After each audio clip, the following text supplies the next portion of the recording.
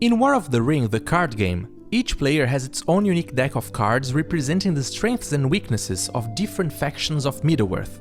We'll be playing as two different teams against one another. The first one is the Shadow team. One player is the Witch King controlling the armies of Mordor, another is Saruman with a deck of Isengard and monstrous creatures, and the third is Bill Ferny with a mix of Easterling, Ruffians and Southron armies. On the other side is the Free Peoples team, which is led by Frodo with a deck of hobbits, dwarves and Rohan warriors, Gandalf controlling the elves and wizards, and last but not least, Aragorn with the Dunedain and Northmen decks. The Free Peoples are trying to complete the quest to destroy the One Ring while also defending their homelands from the forces of evil, while the Shadow strikes quickly and decisively the heart of Middle-earth and tries to slowly corrupt Frodo. We'll be taking turns playing cards representing the characters, armies, items and events of the War of the Ring. Each round will end with a combat between the opposing cards of the same locations, awarding the winning side with victory points, and by the end of 9 rounds, the team with the most points wins. But be careful, if at the end of any round a team is 10 or more points ahead of the other, the game ends immediately and that team becomes the winner. Each round goes like this. Location step. First, we define the locations where the round will take place. The first player of the round, at the very first round being Frodo, draws a card from their team's Battleground deck and activates it by placing it in the middle of the table and resolving its text. If it's a type of Battleground called Skirmish, search and activate also its accompanying Battleground. Skirmishes do not resolve their text immediately. Then, the same player draws a card from the Paths deck matching the number of the current round. There are 4 different path cards for each round to draw from. They also activate it by placing in the middle of the table and resolving its text. There are cards in the game that requires another battleground or path to be activated. While there's no limit on how many battlegrounds can be active at once, there can only be one path at a time. I'll talk about it later. Action step. We will take one action per turn from the following options. Action 1. You can play one card from your hand to a location or to your reserve. Armies can be played only on the matching battlegrounds. Characters can go both places but have also a path restriction numbered on the card. They are available only for those paths and on the matching battlegrounds. Items can be played only on the characters named on it. That character becomes the item's wielder. Anything that happens to the character happens to the item. And event cards that are resolved immediately after playing. When you choose to play a card, you must cycle another, which means one you play and the other you put facing down on your cycle pile. If you don't have enough cards, you can choose to forsake a card. Forsake means that you choose one card from either your hand, your deck or your reserve and it is eliminated from the game. But before, resolve any text that might say "if forsaken."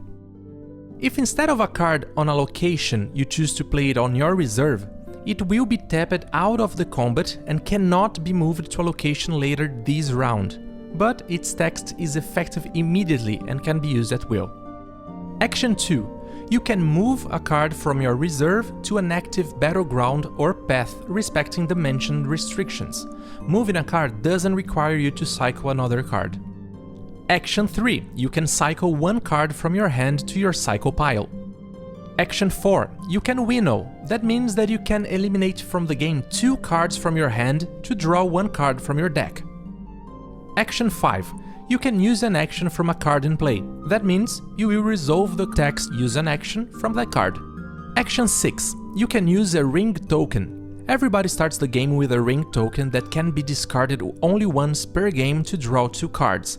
If not discarded, the ring token is worth 1 point at the end of the game. Action 7.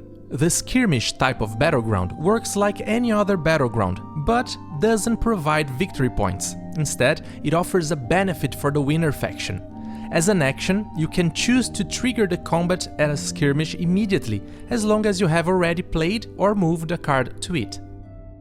Instead of taking an action, you can choose to pass your turn, as long as you have only 2 cards or you have less cards than each opponent. You can keep playing even after you passed once or multiple times. Combat step. After all players have passed sequentially, it's time for war. On a path, the shadow players are always the attackers, and the free peoples, the defenders. We'll compare the number of path attack icons with the number of path defense icons, and the free people must cancel out every single one of them. Many of the paths already come with some defense icons. These are always considered first. Then, any defense icons on cards played on that path. The free people's players can choose which card or cards will defend each attack icon.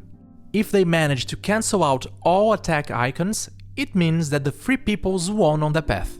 Any card used to cancel an attack icon is eliminated.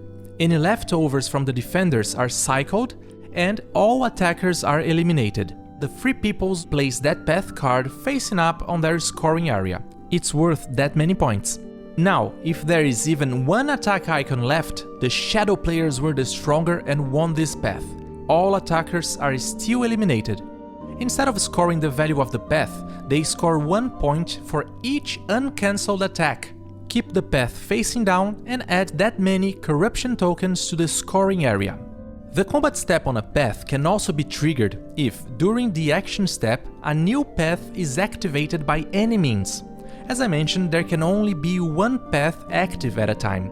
First, resolve the current path's combat, and then activate a new one from scratch. On a battleground, the attacker and defender are defined by its top color. Here, we will compare the number of battleground attack icons with the number of battleground defense icons. The combat follows the same logic, but here the scoring is the same for both sides, using the battleground score points. Again, all attackers are eliminated and any leftovers from the defenders are cycled. And if you're wondering why these symbols here have a circle around them, that means these are leadership attack or defense. They are only counted if the card is accompanied by an army, otherwise the circle item is not counted. Victory check. A team's score is calculated by the sum of battleground score points, path score points only for the free peoples, the corruption tokens only for the shadow, and any ring token still left unused. Before going to the next round, we check if one of the teams is 10 or more points ahead of the other. If they are, the game ends and that team is the winner. Otherwise, after the last round, we count the points and the team with the highest score wins. If it's not the last round though, and neither of the teams has won by points yet, we play the next round. Draw step. Each free people's player draws 3 cards and each shadow player draws 4 cards. All cards on players' reserves are untapped and available to be moved during the action step. The starting player token is passed to the next player and on we go.